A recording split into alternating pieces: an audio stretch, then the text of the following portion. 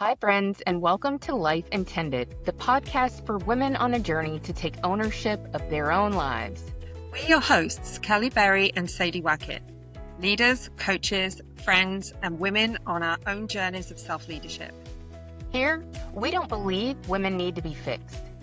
We believe they need to stop seeking permission and start leading lives that they choose and they design. Life Intended is about unlearning truths that have been handed to us and start trusting your truth and living in alignment with what matters most. Each week, we're bringing you bold, honest conversations that challenge the stories holding you back, help you uncover and step into your own voice, your own purpose, and your own power. From inspirational guest interviews to unfiltered chats between the two of us, you'll leave every episode with insights, tools, and the kind of encouragement that sticks. This is your space to wake up, break free, and lead the life you were always meant to live. Let's get into it. Today is a really fun episode and one I'm so excited about because, you guys, I'm interviewing one of my friends from high school. Not only is she doing awesome things, she lives a totally enviable life, which we'll get into, and I can't wait to introduce you to her. Leah Carroll is an ADHD life and mindset coach who has helped hundreds of ADHDers gain control over their lives and find a sense of authenticity, calm, and control. She didn't always have it all together, and she's honest about the ups and downs of living with ADHD. Her journey started at the University of Kentucky, where she majored in community development and leadership, but she struggled with impulsivity and poor self-regulation. After bouncing through various jobs and even getting fired a couple of times, Leah left the U.S. in 2016 to travel the world as a dirty backpacker. Those are her words, not mine. To be honest, it looked really glamorous on Instagram, so I'm sure she'll tell us more about that. Along the way, she completed her yoga teacher training in India, which brought much-needed structure to her life. After settling in Germany, Leah pivoted from health coaching to life coaching, discovering her true calling working with ADHDers. For the past 3 years, she's focused on supporting neurodivergent adults, helping them thrive in a neurotypical world by offering tailored strategies and deep understanding. When she's not coaching, you can find Leah reading, hiking in the Alps. That's another part of her glamorous lifestyle. She told me she goes to Italy every weekend, but it sounds more glamorous than it is. So we'll hear about that. But she also loves to cook, indulge in her favorite self-care routine, which is taking naps. Welcome, Leah. I'm excited to have you here. Thank you so much for having me, Kelly. I'm super excited to chat with you and your audience and, dive into all things ADHD. Yeah, great. So Leah and I mentioned, we went to high school together. I'm a little bit older than her, but we have stayed connected, I guess, via social media for years, ever since then, really. And so I've always kept up with what she's doing, not necessarily where she is, because she's been all over, but recently she is more likely in one of two places, which is either the US or Germany. And Leah has a pretty cool story, and I think is working with women mostly. I'll let her tell you her story, women and men, but in what I would say is like a growing, how do you describe it? Like something that's like gaining more attention, I would say, maybe not growing, but just because people are becoming more aware. Yes, there is definitely a heightened awareness around ADHD. People are just becoming more aware of what that means. There's a lot of, and we'll dive into this, but there's a lot of rhetoric around like, well, everybody has a little bit of ADHD. Mm-hmm. And that is highly problematic for those that actually struggle with full-blown ADHD. But yeah, I mean, I think that as things change, doctors are becoming more aware of it. Social media has been like, oh, wait, all of these boxes are ticking, and they're ticking all the things that I've been through. So I think with the prevalence of all of that kind of stuff, people are definitely becoming more aware. The pandemic kicked in a lot of stuff too. Yeah, I'm sure. So tell us more about what you do, how you got into it, the types of people that you work with. Let's just get a little bit more like background. Yeah, definitely. So let's see. Where do we want to start? So I was diagnosed at the age of 28. I think it was around 28. I'm not really sure. Yeah. Surprise. I was living in Nashville at the time. And you're 40 now. So I'm 40 now. Yeah. So just a few years ago, I was officially diagnosed. I think we always kind of knew it. I was always a bit hyperactive, definitely very chatty. I was a bit more of the daydreamer. And so it went undiagnosed. And that happens to a lot. I work with a lot of women that are not being diagnosed until their 30s, 40s, 50s, 60s. And a lot of that goes back to our idea of ADHD is the 8-year-old little boy that's just like chairs and punching holes in walls and, causing all of the havoc. Whereas the girls are a bit more daydreamy, chatty. They're not as disruptive. So it's just not caught on as much. It's just, hey, attention. Hey, quit talking. Those are the, if you look at all of my report cards, Leah's a great student. She just talks too much. So I think that was written a few times. So yeah, that's kind of, I knew that. I think we all kind of did moving forward all through college. It's always a bit of a struggle. I think I wrote in my bio for you, I actually failed out my first semester in college. I don't know that had so much to do with ADHD and just being like young and rebellious, but, wasn't really going to class, wasn't really applying myself, didn't know that I could withdraw from classes. So always kind of struggled with that, decided like, all right, you got to get your act together. Pulled it together, but that first semester followed me. And so I was like, I want to go into like marketing and communications. Well, when I went to UK, the College of Marketing was like, well, that's cute, but your GPA is not going to allow this. And so I went into AgCom, which was community development and leadership, which in the end was perfect and exactly where I was supposed to be. But it did not come with some like hits to the ego and everything else with that. So then fast forward, I moved to Nashville. I have a job. I'm working from home. So this would have been back in, I don't even know, 2011, maybe something like that. I'm working from home, fully remote. I'm like, this is the best thing ever. But what that turned into was like, let's go have lunch and meet friends for coffee and this and that, and not really doing the things. So I was like, something has got to give. I just could not get motivated to do things. I have since come to learn that motivation, especially for ADHDers, is actually bullshit. I'm not sure if I can say that on this podcast, but there we are. You can edit me out. You can say it. Yeah. So just could not get it together. Was like, all right, somebody's got to tell me what's going on. Officially diagnosed. Started on medication. Wasn't for me. Didn't love it. So I haven't been medicated for a long time. Some people love it. Some people don't. That's a whole different thing that I don't talk about too much because it's not my scope of practice. But for me, medication did not work. But I really didn't give ADHD a second thought. I was just like, yep, surprise, surprise. We all knew this is just how I am, and there's not really much that can be done about it. I have since come to learn that is not at all the case.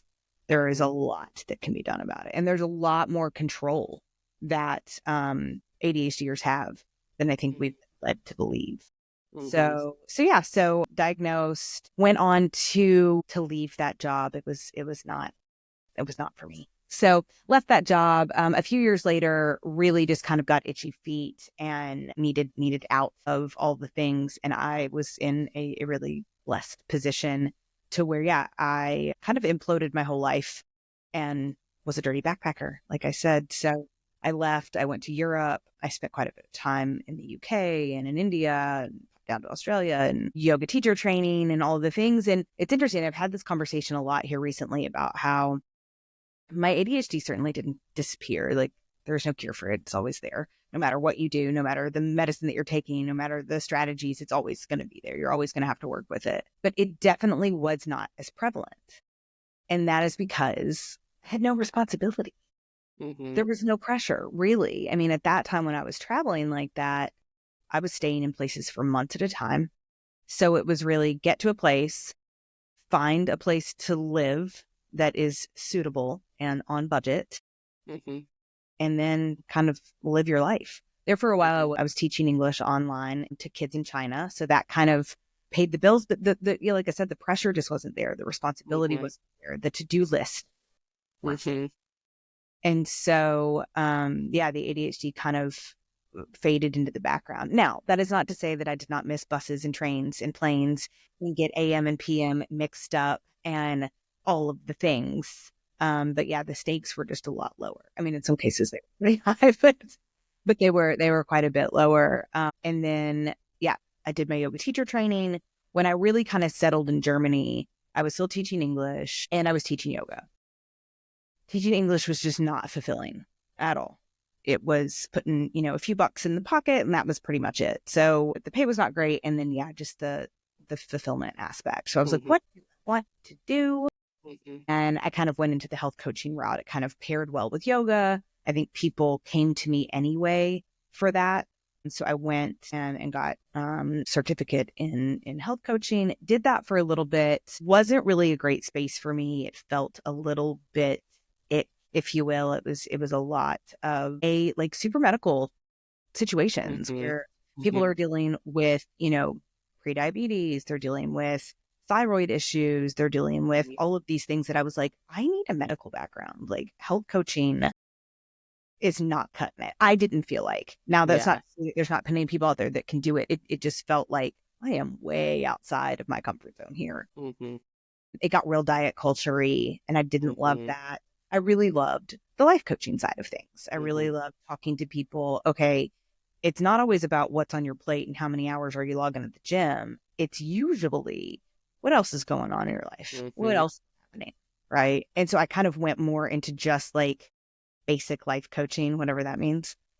And I realized as I was going through that process of working with people, the people that I enjoyed working with the most were my fellow neurodivergent ADHDers, because the struggles that they were dealing with wasn't making it to the gym. It was, I don't have any time because I've mismanaged my time because of this, and this executive functioning and blah, blah, blah, blah, blah. And so really helping people get an idea of how is your ADHD showing up for you? How is it really kind of messing with you on a daily, hourly, minutely basis? And that's kind of the difference. How I said at the beginning of where people are like, everybody has a little bit of ADHD. Yes, for sure. Everybody's going to maybe run late here and there. Everybody's going to maybe kind of have a little bit of disorganization or, trouble making a decision. But for ADHDers, those executive functions are all piled on top of each other. And every executive function affects the next one. So we've got emotional regulation, we've got impulse control, we've got task initiation, we've got working memory. We've got all of these things that are all tied together that end up affecting our lives in a really big way. Yeah. So, you said a couple of things that I just want to touch on, and maybe we'll build on them further. But you talked about, I think this is a big one because I see and I know a lot of women my age who have recently been diagnosed or are kind of like trying to figure out, like, do I have ADHD or really am I just like overwhelmed? Like, do I have too much on my plate? And I think, there's probably a lot to be said about that in our culture altogether, but is the different ways that these symptoms present in girls and boys and women and men. And I think that's like kind of a common theme that I've picked up from some of my other guests that I've been talking to recently is that, our medical system, and I don't know what it is in Europe, but like our medical system is built on like studying men and boys. And so doctors are really only trained to see symptoms. That's why like heart disease is so deadly in women and why it's so often missed is because a woman's symptoms or signals for a heart attack present so much differently and often they're dismissed. And it's probably the same way for ADHD. They're dismissed as, she's just really chatty or she's just really social or, name all the things that you probably have. But, it's just interesting that those things are often just so dismissed for women. And, then they end up struggling for years and years when they could have just been heard and. Well, and I think too, it's becoming a lot more, I guess acceptable might be the right word. I think when we were growing up, it was very much a boy thing. Yeah. And there was a lot of stigma to it, Yeah, like. Yeah, definitely. But I didn't know any girls growing up. I did not meet a girl diagnosed with ADHD until I was in college. Yeah. And just didn't hear about it. And so I think you're right. I think the doctors weren't really on the lookout for it. My mom has told me recently that I guess I was screened for it. And they were like, oh, she might be, but like, Mm-hmm. think it'll be okay. And so, and what's interesting is a lot of people, especially women, men too, though. I've worked with a lot of men, more men than I would have thought that I've worked with. But you either have this moment of like, okay, I'm diagnosed, sweet, everything clicks, this makes sense, it's all coming together, or you have this moment of everything could have been different. Would have known this piece and the support and the help and the blah blah blah. So there is a bit of a grieving process with that diagnosis sometimes, or the realization, even if it's not that realization. But women are definitely overlooked, and women are also better at masking. So we are better at pretending everything is okay, right? So we are better at people pleasing. And if you've got a kid that's in school and she's just pleasing that teacher, she's not that big of a deal. Okay, she talks a little bit, forgets her homework, but I got way bigger fish to fry. Right? And that's what I was saying at the beginning of girls not being as disruptive. Just kind of, if Leah would just apply herself, you just get labeled as not living up to your full potential. If you would just try harder, you must not care, all of these things, which the detrimental part of that is that you take that with you. I must just be lazy. If I cared more, which is tricky because a lot of us, but I do care. I don't understand why my brain won't, I joke sometimes that my brain is like Teflon. Like certain things just don't stick. It just slides. Yeah. And for a long time, if you don't know that there's a reason for that, you do think that you're the problem. Yeah. And to be fair, sometimes you are the problem, but a lot of times it's not down to that. And it's definitely not as easy as you think it is. And that's something else to keep in mind for women that are listening to this episode that are like, been thinking about this. A huge part of the DSM-5 criteria for ADHD, which it's not perfect, let's be honest, but is if you've had these symptoms before the age of 12. Okay. So a lot of times perimenopause can mimic ADHD. You've got brain fog, you've got indecision, you've got fatigue, you've got no motivation, can't handle task initiation, all of that kind of stuff. And so that can mimic it. And then low iron can mimic ADHD. Motherhood, you're exhausted, especially in the beginning. Everything is new. You're trying to keep this other human alive, or, your resources are being stretched really thin. So a lot of times people can be like, what is happening? Now, to be fair, that is also when a lot of women are diagnosed, because you got to think about it. Like I said, when I was traveling, responsibilities are pretty low. The bar is not as high. The consequences aren't as big. Versus you have a kid, everything changes. Everything doubles, if not triples, like depending on what you're going through and what's happening. And so whereas you could kind of handle it when it was just you, and you kind of kept all the plates spinning and not too many fires were there, and then you throw a kid in the mix and you're exhausted and you're a huge learning curve and anxiety and all of the things that come with that, everything starts to spin out of control. Yeah. And so that's when I see a lot of women are being diagnosed. Yeah. So tell us, like, what is the definition of ADHD? What is it exactly? Yeah.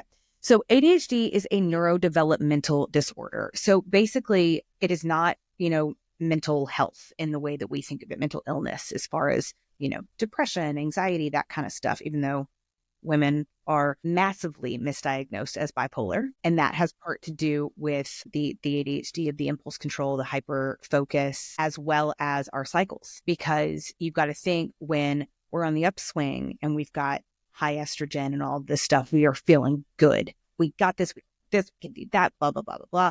And then we sink into that winter part of our cycle, and it can look like more of a depressive state.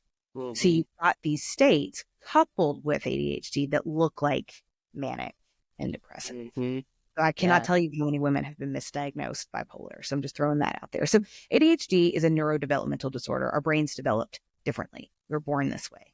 That is not to say that environmental factors cannot exacerbate the situation. Like I was saying, motherhood, exacerbate the situation, different things that are going on with your blood work, perimenopause and menopause. all of these things, the way that you were raised, what your childhood looks like. Did you have a really supportive system around you? Or did you have, not? Mm-hmm. And so our frontal lobe is smaller and there's just not as much activity going on there. Our amygdala lights up a lot more. So that emotional regulation side of things, really difficult, right? Dopamine receptors, our neuroepinephrine are off. There's a whole science behind that. But basically, we don't have enough dopamine. And I hear different, there's a ton of different stuff out there and everybody has the research. So I don't know, but our dopamine sweepers are too effective. The one thing that's too effective are dopamine sweepers. So we end up with not enough dopamine, which makes tasks like doing the laundry feel like, bamboo shoots under the fingernails. Mm-hmm. That is why this task initiation and that kind of stuff, we're constantly seeking rewards because our dopamine is at a deficit. Whereas neurotypicals have a baseline of dopamine. So to get through the emails, to get through the admin, to get through the laundry, it's like, yeah, okay. Whereas we're bottomed out. So it's really for us. And we've got to come up with all of these systems and strategies. And they're always changing. Because as soon as you come up with something that works, the shining wears off and it's no longer novel. And our brains are like, nope, next, I'm done. That's why you will meet ADHDers that have gone through 1,000 different planners trying to get organized. This is going to be the one that changes it. Then they get bored and they're like, I haven't seen that since February. Yeah, definitely. Yeah. And like I said, I think I mentioned this at the beginning, the executive functions that we deal with. We've got self-awareness, big one, future planning, self-regulation, like I said, working memory, impulse control and task initiation. There's 12 that I work with, but I'm blanking on all of them, but they layer. That's where, like I said, that's where the tricky bit comes in with ADHD is it's not just disorganization, planning and prioritizing. So we have a really hard time prioritizing things. Whereas if you make a list, probably this vertical list, you can look at it and be like, yep, that goes first, that goes second. Our lists are horizontal in our brains. Is at a volume of 10. Instead of the most important thing being at a 10, and then it gets quieter and quiet. It's all screaming at us at the same level. So we've got that, plus low dopamine, plus impulsive tendencies, plus this, and this. So it's interesting. Yeah. So one thing you said at the beginning was, I think you were talking about college and you were like, I've just got to get it together. You're talking about like, I just need to do this. So what does that feel like to you when you're like feeling like you're the problem or you just have to try harder or like, how does that feel emotionally to you? Shit. Yeah. Yeah, it's not great. And like I said, I think that it can be helpful to know why that is happening. It can be even more helpful to get the support that you need. So I work with people and I'm like, all right, what does your week look like? What does your semester look like? I've got a couple of college kids that I'm working with and God love them. It is rough. But really looking at what do your time management look like? Okay, you've got these finals coming up next week. And of course, there was no urgency until now. So not much has been, the urgency is what kicks us in a lot. And so a lot of this also goes back to, yes, we've got the tips and the tricks and the strategies, but it also goes back to mindset. And there's a huge mindset piece of this of why do you give a shit if you pass your college classes? Okay, yeah, your parents are going to be mad. Maybe they're paying. Maybe you're going to lose your scholarship. Maybe you're trying to get into grad school and you need, so really that future planning bit, you've got down and have some intentional time and we never do it. A lot of people don't do it. ADHDers specifically don't do it and we need it desperately to really sit down and say, all right, what does this look like for the next semester? Now that gets really overwhelming. That the emotional regulation comes in and we shut down and we're like, nope, I'm just going to bury my head in the sand. I'll do it as it comes up. It'll be fine. So we've got to learn to sit with the discomfort of like, oh shit, there's a lot to do. Am I ever going to be able to do this? There's no way I'm going to be able to do this. I can't keep all these plates spinning. What is the first step?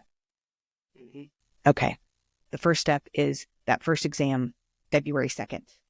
Okay, cool. Let's start there. Right. So we've got kind of some different ways to look at things. And this can go, not only for students, obviously, but for adults as well. So we've got the holidays in 5 minutes. And I talk to a lot of people about, especially ADHDers, start looking at things now. So I've been running a whole email series on surviving the holidays, and we started in November.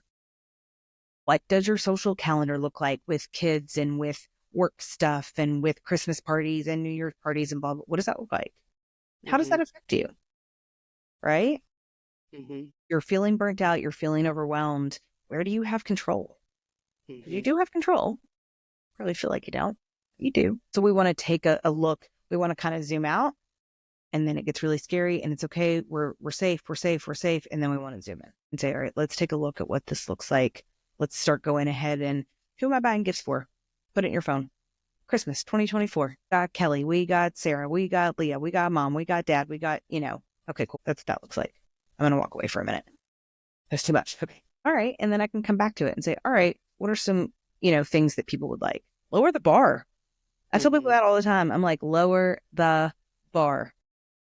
It can still be magic without having to overwhelm you and burn you out and making you exhausted and resentful. And I talk about that a lot in general of plan. And we suck at this. I mean, it's like we don't plan. That's not how not how our brains work. We thrive off of urgency, impulsivity, all of that kind of stuff, but it also really messes us up. Yeah. So having that self-awareness piece of what are the ways that my ADHD is causing me unhappiness? How am I responsible for this? So I say that a lot. It's not your fault. Your ADHD, your trauma, big T, little t, any of that, it's not your fault. But now it's your responsibility. So what are the things that you can do? Having an open mind. I tried that that Google Calendar. That doesn't work for me. How long did you try that for? 3 days. Whew, horrible. Okay. Well, maybe we need to really make this practice. Why did you stop using it? Well, I forgot to check it. Well, that's on brand. So how can we kind of put these things? Okay, what are you upset about? Well, I keep missing appointments. Okay. Well, let's go around that circle. You do something. If you keep missing appointments, if you keep, dropping the ball on some things, where do you have the control? The first thing I recommend everyone, neurodivergent or otherwise, do a nightly brain dump. You're going to bed, have your phone or have a little notebook, whichever you choose. I'm going to go with phone because it's always with us. I know it's a pain in the ass, but it's the truth. What does tomorrow look like for you? Take a minute and say, okay, tomorrow I've got this call with Kelly, and then I've got that other call, and I really need to get that thing up on social, and I need to write that email, and I need to do some laundry. All right. I know my ADHD is going to have me in wait mode until the podcast with Kelly. I can't do anything else. Knows it. This was like, and my other ADHDers out there will be like, oh, wait mode. Yes, I know exactly. Yeah. I've never heard that, but I've experienced that. And I don't have ADHD, but I've definitely experienced everything has to stop until this thing, and then I can move on. Yeah, exactly. And so if you know that, cool. Put that on kind of your list. Podcast wait time, because you know it's going to affect you. Maybe that's the laundry because it's low-hanging fruit. It's easy. You know exactly how to do it. You don't have to really put much thought into it, that kind of thing. So really looking at the next day, and maybe as you get better at that, okay, what's the week look like? Okay, I'm visiting family right now. So, okay, I want to be able to have time with my brother. All right, well, this day and this day don't really work, but Wednesday's looking pretty chill. Okay, I can go ahead and set that in for Wednesday. That kind of thing. Again, it's the future planning. And it gives our brain somewhere to go when we wake up versus just full on the world is your oyster overwhelm. You have this idea of, okay, these are the things that I need to get done. And this is why I want to get them done. Maybe some things will fall through the cracks. It happens. Our to-do lists are as long as my arm. And that's another problem. So really just being realistic with what does tomorrow look like? What can you realistically achieve? What's one thing you want to get done tomorrow that's going to make you feel good about the day? Yeah. So what are some of the things that people come to you, and maybe do most people who come to you, have they already been diagnosed or No, it no? is. No. Okay. So because I live in Germany, most of my clients are coming out of the UK. And I think Okay. that just has to do with an algorithm thing of how I'm there, and they're the closest in proximity that speak English. Uh-huh. And the wait list in the UK to be diagnosed with ADHD is upwards of 3 years. Okay. So most of the people that I am dealing with are not officially diagnosed. And even in the States, even the clients I have here. So I've got clients in the States, the UK, and Australia, English. Right. Yeah. So again, Australia also has a really long wait list. In the US, I would say that the diagnosis rate is a bit higher, but no, there's a lot of just people that are like, and what I always tell people, I don't really care if you're diagnosed. I think that if you want that validation and if you want medication, yes, diagnosis is the way to go. Otherwise, if you are struggling, let's chat. Mhm. Let's have a conversation about how these things are showing up for you, Yeah. how they are derailing you, and how we can get you back on track at least 80% of the time. Like we're doing 80% here. We're not doing all or nothing. We're not doing 100%, quote unquote perfection. The ball will drop. You have to expect it. But what I want to help people with is picking up the ball faster. Instead of ball is dropped, all is lost, that Yeah. kind of. And I mean, everybody needs that, right? That's like resilience. Everybody needs to be able to recover. And I think that I really love that, like not all or nothing, not 100% perfection, because I think when you have that mindset, you can get so derailed when the ball drops. And instead of focusing on just the ball dropped and I picked it up faster, you're only focused on the ball drop. Exactly. Yeah. And that is where such a huge part of what I do is the self-compassion side, especially when I first start working with people, because you're learning a new skill. You're learning something different here. Would you yell at a toddler and be like, what the hell is wrong with you? Why aren't you walking yet? Get your shit together. But no, you would never do that. And that's exactly what we're doing. We're literally creating new pathways in our brain through neuroplasticity, which is wild that we can even do that. But really coming at a place, I talk a lot about curiosity over judgment. I just had a chat with a client that's having some impulse control things, and, she drank a whole bottle of wine instead of just the 2 glasses. And then, of course, she wasn't feeling great the next day and blah, blah, blah. And so we talk about, all right, it happened. Let's dive into that. What was going on? What do you know? Like nothing really even sparked it. I'm like, okay, take a little bit. We'll talk next week. But I want you to think about that. Think about what's because something happened. Think about it. Right. So just be curious. Be curious about what's going on. Oh, I missed that appointment again. Okay. Why? Well, I thought I put it in the calendar. Did you? No. You're probably rushing. So you've got to force the pause. To go in. Catch the cues. Catch the things that are messing you up. I don't need to write that down. I'll remember that. I don't need to put that podcast on my calendar. That's really important. I'm really excited. No, ma'am. As soon as that enters my mind, I know now that that is a cue that my brain will try to throw me off. My brain, I need to write that down. Nope, immediately write it down.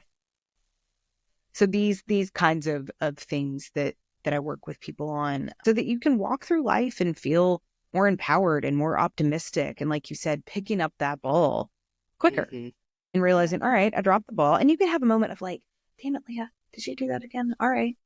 It's all right. It happened. Do not make it happen again. So what are some of the problems that people are coming to you to solve? Because I'm sure it's like, kind of a relatively short list that people are a lot of people are struggling with. I think a lot of people come to me, and I don't know if you saw this in your previous career, where people come to you because they think it's one thing and it's actually another. 100% of the time. Yeah, exactly. Yeah. So really it's, people are coming to me, like I said, with these kinds of things, time blindness, chronically late or missing appointments, or, emotional regulation is a big one, especially with women. RSD is a big thing. And there's a whole school of thought of if that's really a thing. RSD is rejection sensitivity dysphoria. Okay. It's when you receive any kind of feedback, any kind of criticism, and you literally feel like you've been punched in the face. Or in my case, gut. Mine goes immediately to my gut. So really working with people on that kind of stuff, task initiation, where people are like, I cannot get off the couch. I've got all of these things to do. My to-do list is 10 pages long. I can't do any of it. Mm-hmm. And so really looking at breaking these things down as far as, all right, you've got this to-do list that's 10 pages long. Can we archive all of that? You don't have to throw it away. Can we just look at tomorrow? What are the most pressing things right now? So really helping people just see things in a different way, because people think it's, I'm lazy, I need motivation. Motivation does not work for us. Momentum is what works for us. So let's have a little list of momentum tasks. What are things that you can do to kind of just get you up? Literally stand up and do 5 jumping jacks. All right, you're up. Now what? A big one that I recommend to people, go wash your hands with super cold water and drink a glass of water. Momentum. You're up. Yeah. Go. Have your task broken down into very small steps. If you say clean the house, depending on what size your house is, that's very scary. Right? So we're going to start with clean the sink in the bathroom. Okay, clean the toilet. Okay, wash out the tub. Okay, wipe down the mirror. Okay, vacuum. Okay, well, I've got the vacuum out. I might as well, right? Like, so we're going to start with really small pieces as to not, I mean, one of the biggest things I hear is overwhelm. Mm-hmm. Overwhelm and burnout. Yeah. Yeah. So I know when we chatted recently, you mentioned the phrase time blindness, and I had never heard of that. So talk a little bit more about what that is and how that shows up for people. Time blindness is super tricky. So, and this is really, and you and I were chatting before we got started. I have like an ADHD guide, and I've outlined time blindness a bit more in that. But time blindness is where time does not compute in the same way. And I know that that's really difficult, to where you're like, you know how time works, right? And like you have clock, like, yes. But my brain will consistently be like, you need 30 minutes to get ready. I in fact need closer to like 60, right? So if I am constantly, and I know you're like, okay, so that happens once, and then you realize I need 60 minutes. But it's just not how it works. We think that we've got more time than we do, and we do not do that self-reflection and future planning bit. So self-reflection is really hard for us. Our brains just do not, I joke a lot about ADHD brains are kind of like a manual car. So you have to like, self-reflection. Whereas neurotypical brains are like, oh, that thing, it messed you up. Don't do it again. Our brains are like, no, it'll be different this time. It'll be fine. No worries. Mm-hmm. We also love a bit of a thrill, and so we kind of push it. That gives us that dopamine of like, you can do this. You can't do it. So this comes down to a lot of, so I tell people a lot, time your shit. Time your shower. How long does a shower actually take you? Because I guarantee you, if you've never really looked at the clock, you don't know. And your brain will almost always underestimate. Mm-hmm. Takes 5 minutes. 5 minutes. I can do everything in 5 minutes. Mm-hmm. I can drive there in 5 minutes. I can park in 5 minutes. I can walk in. I can check into the doctor's 5 minutes. That's all I need. Mm-hmm. And so it's these kinds of things of, I mean, I really do tell people, I'm like, I know this is a pain in the ass. Take a little bit of time for a week. Time your things. How long does it take you to fix your coffee in the morning? How long does it take you, like I said, to take a shower, blow dry your hair, put on your makeup? Mm-hmm. You pick out your clothes the night before, because that's when you're chill and you can make decisions. We're not doing that in the morning. That goes along with our brain dump. We're prepping the night before. We're going to have our water bottle. We're going to have all that out, right? So it's these little things. Time blindness can really, that's why people that have never been late. I mean, that have never been on time day in their life. They're always scattered and they've got this and they've got that. I'm not saying that that's ADHD, because it's a lot of people, but time blindness does play into that. It's a chronic mismanagement. Yeah. So I know I have a friend who I didn't know this is what she had before, but she definitely had / maybe still has it, but I think she's using a lot of strategies and everything. But I roomed with her in college, and the alarm would go off for hours. It's like, and I didn't know that was related to ADHD or anything like that. But like everything could be done in 15 minutes, and getting ready and getting to some place that is 15 minutes away can be done in 15 minutes. With time blindness, say, I'm meeting a friend for lunch at noon. Okay, I should probably start getting ready at around 11. And then it'll take, 10 minutes to drive there. So I need to leave here at 10 till. Well, I've left out, if there's any traffic, I've left out parking. Mm-hmm. So I have to actually park downtown at a parking garage. So it's these little kinds of things that your brain just doesn't. Parking. Mm-hmm. Now I'm 5-10 minutes late. Mm-hmm. Those kinds of little things that will trip you up. Yeah, that's an interesting thing. And I think, this probably just has to do with, I don't know, like interpretation is the right word, but, like when you hear ADHD and you have known it as the 8-year-old boys, what they deal with, sometimes you just don't associate things like time blindness with it. You're associating like being hyper or not being able to pay attention or, all of these things. And you just don't realize all of the executive functioning that you're talking about that is actually a part of it. So I wrote this down because I didn't want to mess it up, but I've got this in the guide that you can put in the show notes. And it talks about how each executive function is interconnected. So when you struggle with one, it creates this domino effect. And I'll just kind of read it. So poor self-awareness makes it hard to recognize why you're avoiding tasks. Weak planning and prioritizing leaves you unsure of where to start, impacting task initiation. Lack of focus means you jump from task to task, making organization harder. Emotional struggles like impulse control or self-regulation create tension, making it even harder to stay on track. And then you add in working memory issues, and suddenly you forgot steps or lose track of progress. The result? Tasks feel overwhelming, and ADHDers blame themselves, creating a cycle of shame and avoidance. Mm-hmm. Yeah. I mean, as you're reading that, I can just hear like shame and like just constant disappointment and constant like, I was wondering, like, are they ever happy? Like, is anything ever go right? You know what I mean? Like, how do you find joy? A lot of people, especially at this point, we have found strategies and Mm-hmm. things we aren't even quite aware that we do. I mean, a lot of us, I certainly live and die by my calendar. If it is not on the calendar, it does not exist. But that took me 38 years of my life to figure out that my brain will not retain that information. As exciting as it is, as fun as it is, and it shouldn't have to.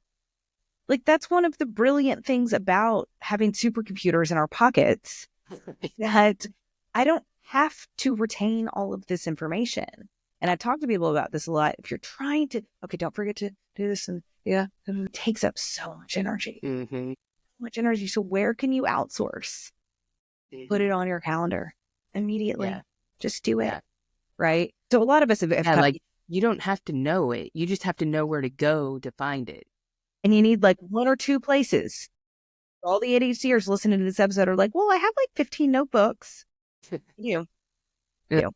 So we've got to consolidate. So, and that's what I work with a lot of people on, are these things that like, well, this is like, a to-do list doesn't really work for me.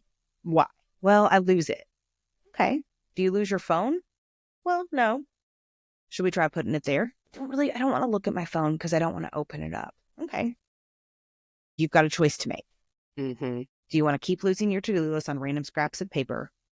Or do you want to download an app that blocks your social media stuff so that when you look at it, we've got to come up with these different things. We can't bitch about it, but then also make no changes. That's that tricky part. And that list of like how all those executive functions stack, that is what makes ADHD. Instead of just like, well, we all have a little bit. It's that. Every part of your day being impacted. by this. Yeah. And it's just a giant cluster. But Yeah. you can dismantle it and you can pull it apart. And that is where coaching comes in, is to really sit with somebody and say, this is where I'm struggling. And I can say, all right, let's try this. Let's experiment. I don't really talk to people about goals because goals scare us. We're a little bit gun shy. So we talk about experiments. Let's experiment with this for the next week. Let's play with this. I want you to do that brain dump every single night for the next 7 nights, even over the weekends, even when nothing's planned and you want to be willy-nilly, maybe write that on the list. Chill. Cool. That's fine. Right. And so then when we chat next week, all right, cool. We want to get some foundations built, some boundaries, some non-negotiables ish, and go from there. Yeah. Yeah. So and I don't even know if this matters, but when you're talking about the people who are like, everybody has a little bit of ADHD, or I hear people say all the time, oh, that's my ADHD brain or something, when really they're just talking about like one executive function that, happened to slip. I'm overwhelmed, or, I have this big belief, and I know I'm not alone in it, but like, we are just living in a world with too many expectations, and we're not built to be able to do and handle all of the things. So a lot of people, whether you have ADHD or not, are feeling overwhelmed and could probably benefit from most, if not all, of the strategies that you're talking about in general.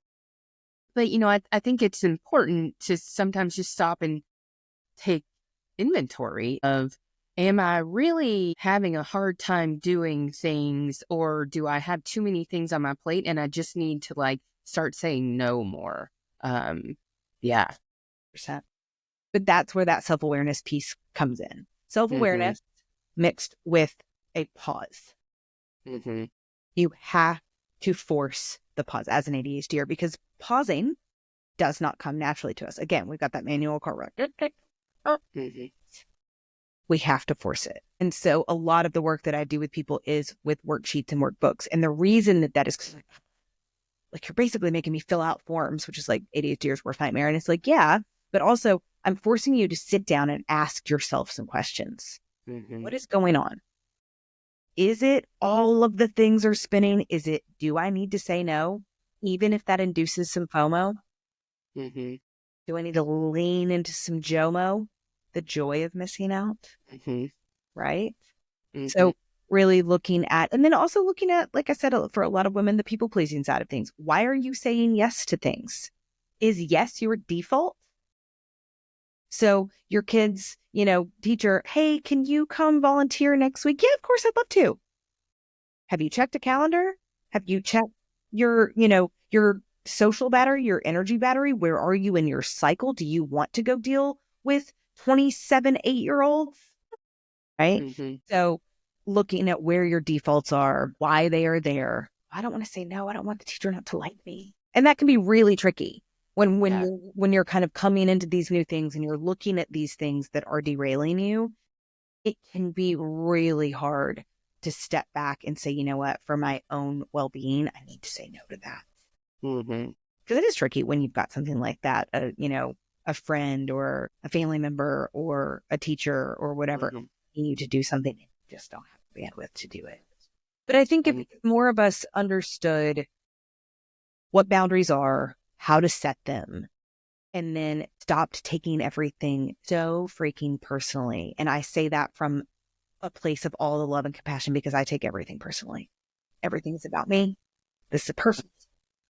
I mean, just last night I was going to was messaging my sister-in-law, and I was like, well, yeah, maybe I'll stop by in a bit, like have dinner with you guys, like whatever. They've got 3 kids. It's Monday. It's homework, this and that. She messaged me back. She's like, your brother said that maybe tonight is not a good night you to come over. And of course I was like, oh, he doesn't love me. This is awful. Oh, like, I'm only here for 1 month, whatever. And so I had to really sit with myself and be like, hey, this is not personal. They got 3 kids. It is absolute chaos. He should be allowed to say, no, I can't handle another human in my space. I don't want to have to entertain you. I don't want to have to talk about your day, any of that. And I have to realize that, yeah, I'm only here for a month. The world doesn't stop spinning because you're here, Leah. That's okay. Right? And so having these kind of hard conversations with yourself, because it's real easy to be like, how dare he? Yeah. That's not getting us anywhere. And I would want to be able to say no if I'm feeling overwhelmed and it's too much for me to say, hey, you know what? I just can't do it tonight. I'm sorry. Not have him feel like it's a personal attack. Yeah. So I think I was going to say, like, to me, that is like the shoulding on yourself, like he could very easily stop and say, well, I should let her come over because she's only here for a month and whatever. And I deal with this sometimes when it's like, we don't live around any family. And so a lot of the ways that everybody interacts with our daughter is FaceTime, and somebody will reach out and be like, can we FaceTime right now? And, sometimes I have to say no because like I've had a long day or we're doing something, and to stop and like, it's not just like I can hand her the phone and let her FaceTime, it involves everybody. And, it's like, I just don't have it in me right now to chase her around the house so she can ignore the FaceTime, you know what I mean? So it's just like, sometimes you just have to say those things and like give yourself grace that that's okay. And, I talk about this a lot as well, as far as like honoring and paying attention to your energy and your capacity.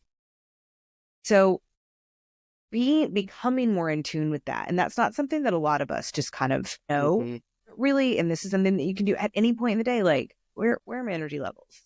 Okay. Today I'm feeling pretty good. I think I can do this. I think I could do that. That might change 2 hours into your day, but then honoring that, you know what? I don't have the bandwidth. I don't have the capacity.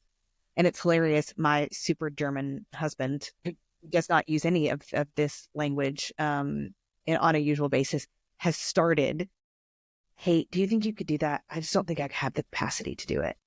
And I'm like, oh my God.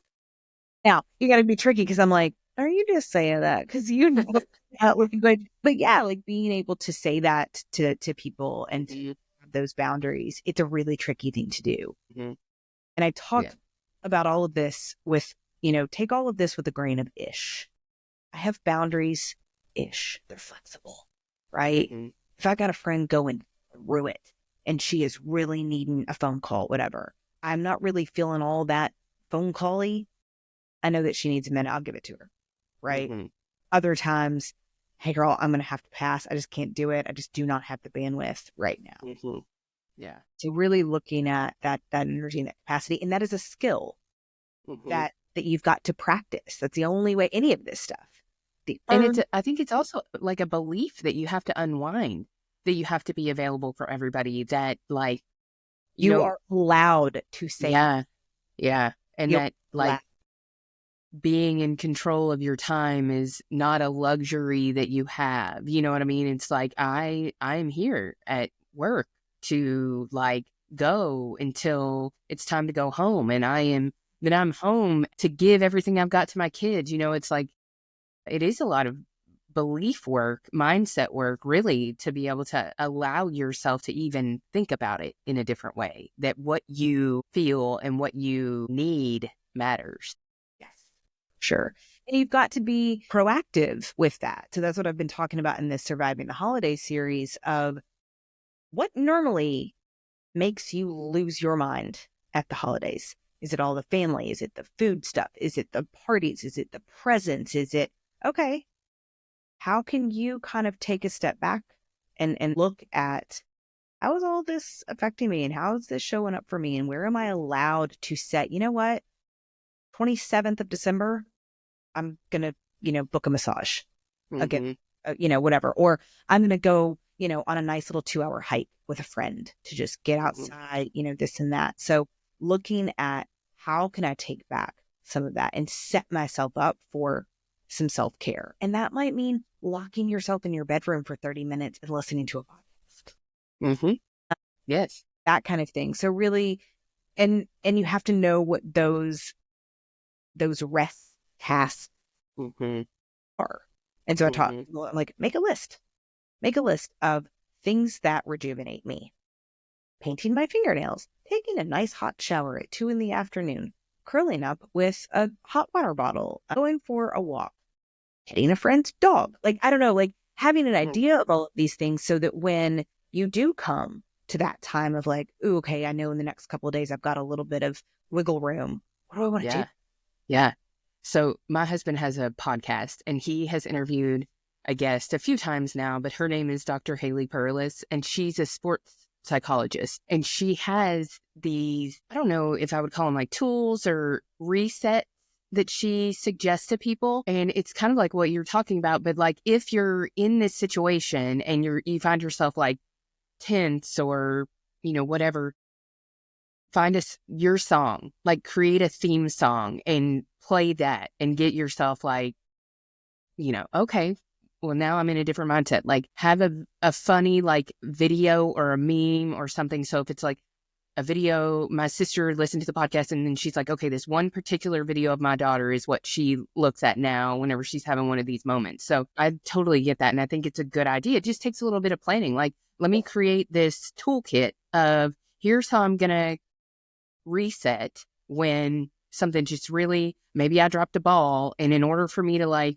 switch my mindset from thinking I'm the worst person on the planet to focusing on how quickly I can pick up this ball, maybe I need to listen to Tupac for a minute. I don't know what it is, but there's a lot of ways that you can do that. And for ADHDers, we need that somewhere that we can access it. Like I said, it's a notes app. It's somewhere because our working memory is unemployed. Yeah. Yeah. We need a place to where we'll forget. I know it sounds bizarre, but we will forget our reset tasks. We'll forget our dopamine library of ideas of things that give us dopamine. And we'll just be like, it's TikTok. That's all I got. I don't have any. Like, so people all the time, I'm like, think about the things of when you notice, like you've got that little bit of dopamine, write it down. Love that. So next time when you're in this slump, or like I said, momentum tasks, like put on your favorite song, let's get some Pink Pony Club and dance around for a minute and, whatever. Okay, now I'm up. I'm moving. What's that first thing on that list that I came up with last night? That's the first step in line, cleaning the house or doing, whatever. Having those in a place that you can find them. Yeah. Yeah. I love it. Yeah. Well, we're at time. We're probably past time, but this has been great. So I'm not that worried about it. So I do want to give you a chance to talk about where people can find you, how you work with people, all the good stuff. I know you mentioned the guide that will definitely be in the show notes, and any other resources that you have will be sure to make available. But yeah, definitely. I will send the guide to you, and you can send that out to your people. I'm on social media.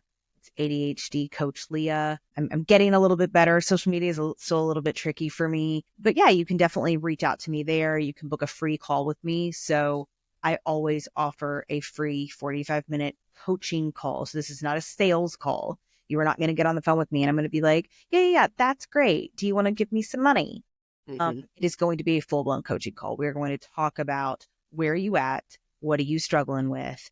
And how can I support you through those struggles? And then if you decide to move forward from there, great. If it's not in the cards for you for whatever reason, no worries at all. I work with people on a one-on-one basis and then a group setting as well. So I have various group coaching packages that run throughout the year.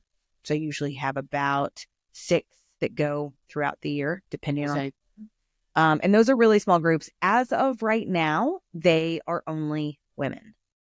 That just happened. The first one I did, it just happened to be women that signed up. And they all were like, oh, I'm so glad that it was just kind of us girls here. And so I thought, okay, I'm going to keep that going. At one point, I had enough men kind of coming through the pipeline to where I could have probably had a men's only group. The dudes have fallen off a bit. So I haven't heard from them as much, but I would love to have a men's group or even a co-ed group. But I would love to do that. So hopefully 2025 is bringing that into play. But right now it's the women are doing the groups and they're beautiful. The groups are so much fun. They run for 6 weeks. We meet once a week. They're great. The one-on-ones right now are in an 8-week container. So we meet once a week for 8 weeks and we really work on building those foundational things so that you don't drop the balls as often. And then when you do, you have an easier time of picking them up. So yeah. Instagram, ADHD Coach Leah. You can go to my website at Leah C Coaching. There's a couple of freebies there as well as far as resources go. And you can also book that free call from my website as well. Awesome. Yeah.